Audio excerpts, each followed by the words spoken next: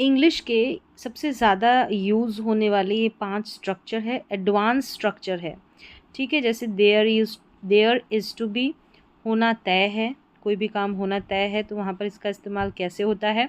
There is likely to be, होने की संभावना, तो इसका इस्तेमाल कैसे होगा वो देखेंगे। देयर यूज़ टू बी, यानी कि पहले हुआ करता था, इसका यूज़ कौन से सिचुएशन में होता है, कौन सी कंडीशन में होता है। देयर नीड्स टू बी, ज़रूरत है, तो वो देखेंगे। और देयर सीम्स टू बी, ऐसा लगता है। तो एक एक करके इनको डिटेल में सिंपल तरीके से सीखेंगे। ग्रामर के एडवांस स्ट्रक्चर है। इन पांचों स्ट्रक्चर्स के बाद आमतौर पर नाउन यानी कि संज्ञा या नाउन फ्रेज आती है, यानी कि यहाँ पर कोई एक्शन नहीं आता है, इनके बाद नाउन या नाउन फ्रेज आता है, क्योंकि बी का मतलब होना या मौजूद होना है, होना या मौजूद होना है। तो यहाँ पर कोई एक्शन परफॉर्म नहीं होता है, कोई क्रिया नहीं होती, नाउन या नाउन फ्रेज होगा। चलिए अब एक एक करके देख लेते हैं। ये नोट डाउन करने वाली बात थी कि कोई एक्शन परफॉर्म नहीं होता है यहाँ पर। तो पहला है देयर इज़ टू बी और देयर आर टू बी, यानी इज़ और आर दोनों का यूज़ हो सकता है इनके बाद जो आने वाला सब्जेक्ट है उसके अनुसार। मतलब जब कोई काम, कार्यक्रम या घटना पहले से तय यानी फिक्स्ड, प्लान हो, प्लान्ड हो या आधिकारिक रूप से घोषित यानी कि ऑफिशियली शेड्यूल्ड हो, तब इसका प्रयोग करते हैं। यानी यह सिर्फ संभावना नहीं बल्कि पहले से तय व्यवस्था होती है। पहले से फिक्स्ड कोई प्लान होता है हमारा, तो वहाँ पर there is to be, there are to be का यूज़ होता है। अब टेंसेस देख लें।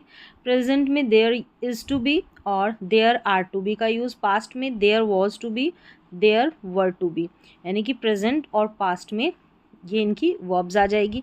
अब एग्जांपल्स देखेंगे। पहले से कोई काम तय होता है ना, प्लान्ड होता है, तो वहाँ पर इस स्ट्रक्चर का यूज़ होता है।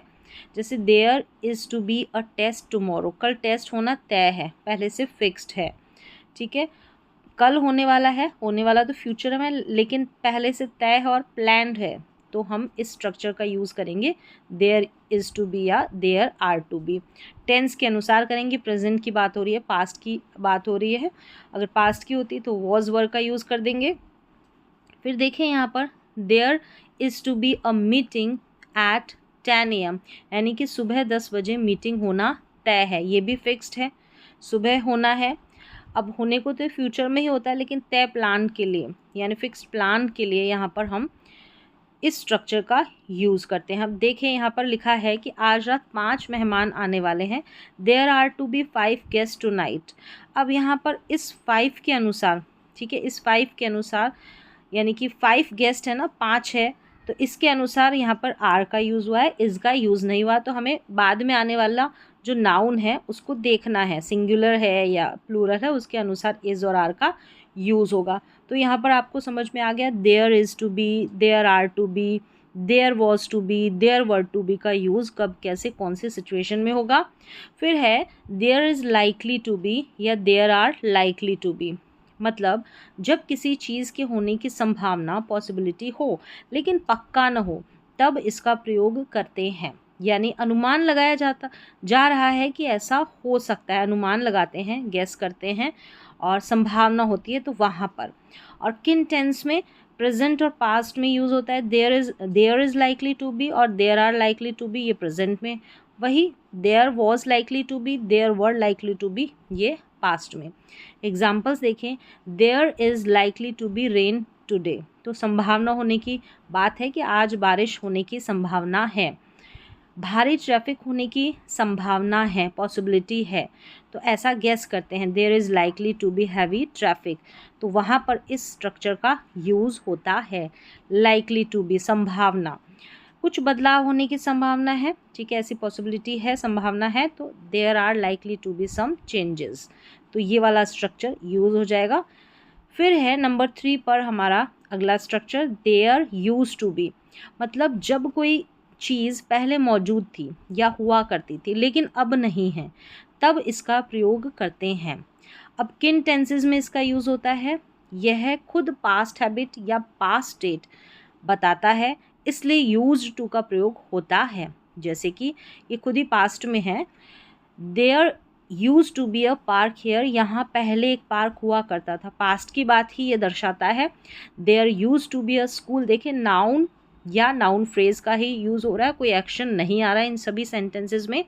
There use to be a school in this village, यानी कि इस गांव में पहले एक स्कूल हुआ करता था, यहाँ पहले बहुत सारे पेड़ हुआ करते थे। There use to be many trees here, तो इस तरीके से पास्ट में कोई चीज़ हुआ करती थी जहाँ पर नाउन और नाउन की ही बात हो, मतलब कोई एक्शन नहीं होगा। चलिए अब नंबर 4 पर हमारा स्ट्रक्चर है देयर नीड्स टू बी, मतलब जब किसी चीज़ की ज़रूरत यानी कि नीड हो या किसी बदलाव की आवश्यकता हो तब इसका प्रयोग करते हैं। अच्छा, किसी बदलाव की या किसी चीज़ की ज़रूरत हो तब सिचुएशन, देखिए बदलाव वाला सेंस भी आता है और एक ज़रूरत वाला सेंस। किन टेंसेस में? प्रेजेंट और पास्ट दोनों में होता है। There needs to be present में, there needed to be, needs का नीडेड बन जाएगा पास्ट में। यहाँ पर है कि यहाँ बिजली की ज़रूरत है, आवश्यकता है, ज़रूरत है, तो there needs to be electricity here, यहाँ पर भी कोई एक्शन परफॉर्म नहीं होगा, कक्षा में अधिक अनुशासन की ज़रूरत है। There needs to be more discipline in the class, इस समस्या का एक समाधान होना ज़रूरी है, आवश्यक है, तो there needs to be a solution to this problem. चलिए अब आगे देख लेते हैं अगला स्ट्रक्चर हमारा लास्ट वाला 5th, there seems to be और देयर सीम टू बी, मतलब जब कोई बात दिखाई दे रही हो, महसूस हो रही हो या ऐसा प्रतीत हो रहा है, महसूस होना, लगना, प्रतीत होना, दिखाई देना, ऐसे हिंदी में इसके अर्थ जाते हैं, लेकिन पूरी तरह पक्की जानकारी नहीं हो तब इसका प्रयोग करते हैं। अब किन टेंसेस में इसका यूज़ होता है? प्रेजेंट और पास्ट दोनों में। प्रेजेंट में देयर सीम्स टू बी या देयर सीम टू बी, तो सीम्स का सीम भी हो जाता है सब्जेक्ट के अनुसार, सिंगुलर है या प्लूरल उसके अनुसार। Past there seemed to be, ये पास्ट में चला गया। ऐसा लगता है, ऐसा लगता है, ऐसा प्रतीत होता है, ऐसा हिंदी में इसका अर्थ जाता है इस स्ट्रक्चर का। ऐसा लगता है कि कोई समस्या है, there seems to be a problem, ऐसा लगता है, प्रतीत होता है। ऐसा लगता है कि ट्रेन में देरी है, there seems to be a delay in the train. फिर है कि ऐसा लगता है कि इस रिपोर्ट में बहुत सी गलतियां हैं, there seems to be many mistakes in this report, तो सीम्स भी हो सकता है, पास्ट में जाएंगे तो सीम्ड हो जाएगा, ईडी लग जाएगा।